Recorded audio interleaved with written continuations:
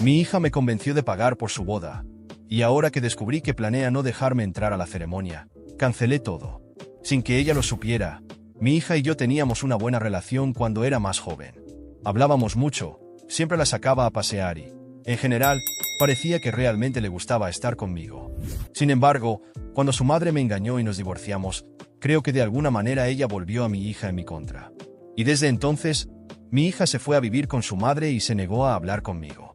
Intenté innumerables veces contactarla e incluso pensé que tal vez era su madre fingiendo que ella no quería hablar conmigo, pero cuando fui a verla en persona, me dijo en la cara que no tenía interés en verme. Seguí intentándolo después de eso porque amaba a mi hija, pero eventualmente me rendí y esperé que ella se comunicara conmigo, dándome cuenta de que realmente no quería hablar. Bueno, unos años después, de hecho, hace solo unos meses, finalmente me contactó, diciendo que se iba a casar en unos meses y que quería que estuviera allí. Por supuesto, esto me conmovió profundamente. Siempre había echado mucho de menos a mi hija y no tenerla en mi vida me dolía mucho y, honestamente, fue prácticamente el 100% de la razón por la que estaba en terapia ahora. Tenerla allí, diciéndome que quería que estuviera en uno de los momentos más importantes de su vida, se sintió como la mejor noticia que podía haber recibido. Acordamos encontrarnos para discutirlo con más detalle, y al día siguiente fuimos a un restaurante al que solíamos ir cuando era niña. Sin embargo, ella se veía visiblemente incómoda todo el tiempo, como si no quisiera estar allí o todavía estuviera enojada conmigo o algo así. Pero decidí ignorarlo y asumí que era solo cosa mía. Poco después de empezar a hablar, ella dijo que en realidad esperaba que pudiera ayudar a pagar los preparativos de la boda. Asumí que solo pagaría una parte, su madre cubriría otra y ella y su prometido pagarían el resto. Pero cuando empezó a decirme lo que quería que cubriera, quedó claro que básicamente me estaba pidiendo que pagara toda la boda. Ganaba un buen salario, pero la boda que ella quería iba a costar casi todo lo que había ahorrado. Aún así, tenía miedo de que se enojara conmigo de nuevo y comenzara a ignorarme. Así que le dije que sí, que pagaría.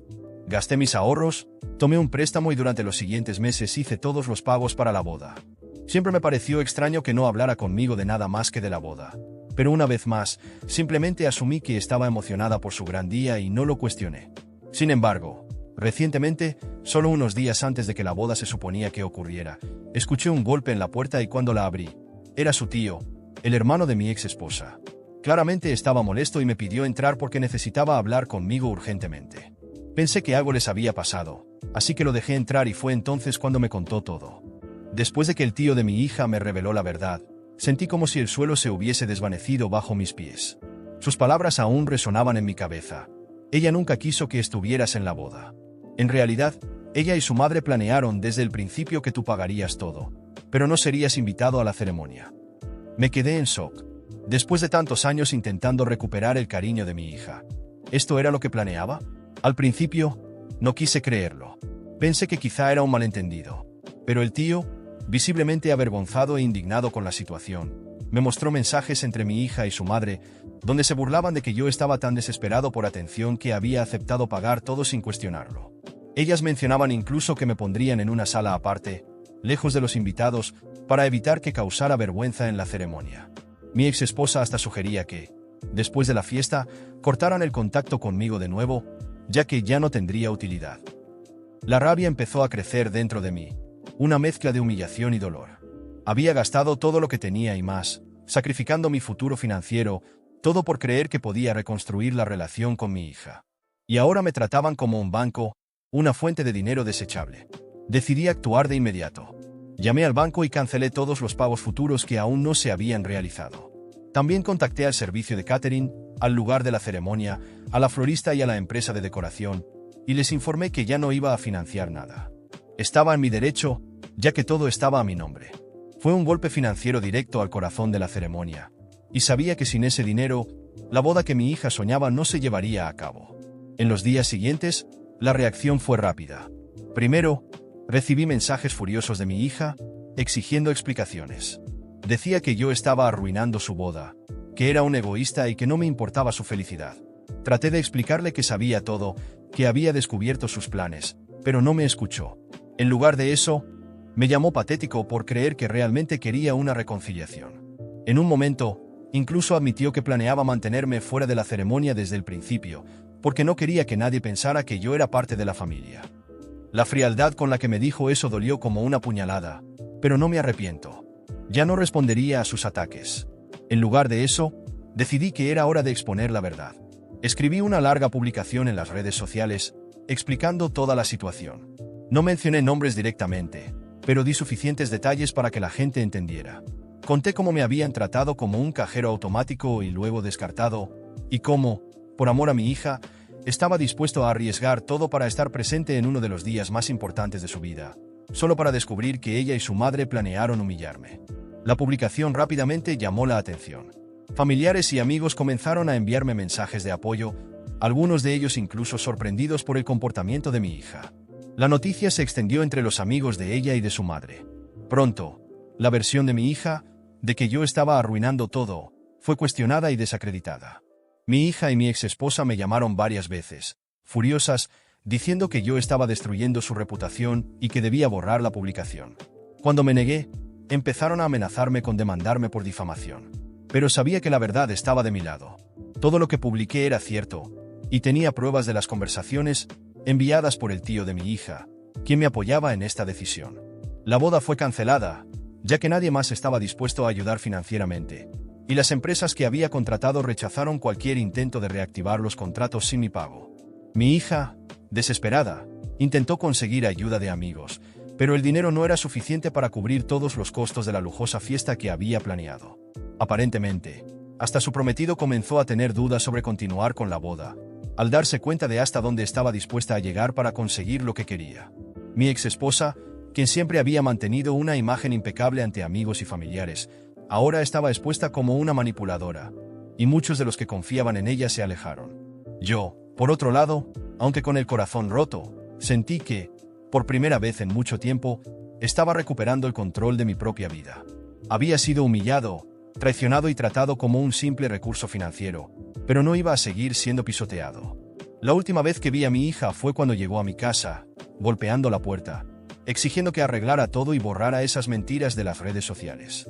Pero simplemente la miré a los ojos y le dije, no te debo nada. Elegiste el camino que querías seguir, y ahora tienes que lidiar con las consecuencias. Cerré la puerta, sintiendo una mezcla de tristeza y alivio.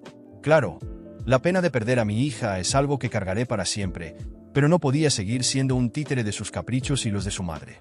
Tenía que protegerme, tenía que recuperar mi dignidad.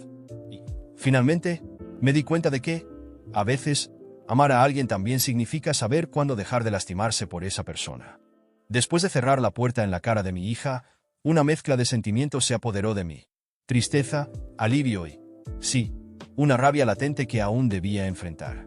Sabía que había muchas heridas abiertas y que el proceso de superar toda esa traición no sería fácil.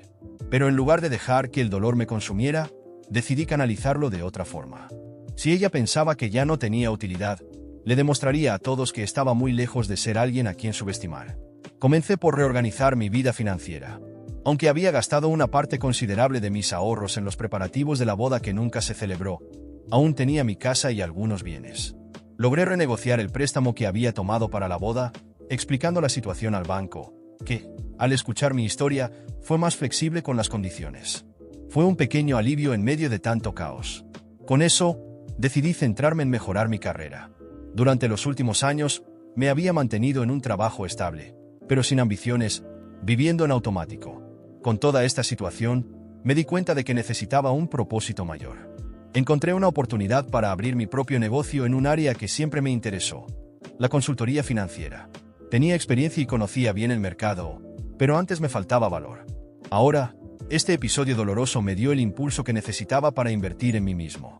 Al principio, pensé que sería difícil, pero el apoyo que recibí en las redes sociales después de contar la historia ayudó mucho.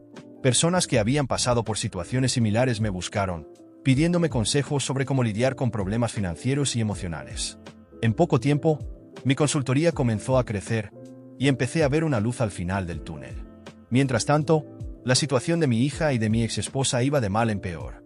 Sin mi dinero para financiar la fiesta, mi hija intentó reprogramar la ceremonia para algo más sencillo, pero la vergüenza de tener la cancelación expuesta en las redes y los rumores sobre su comportamiento alejaron a muchos de los invitados.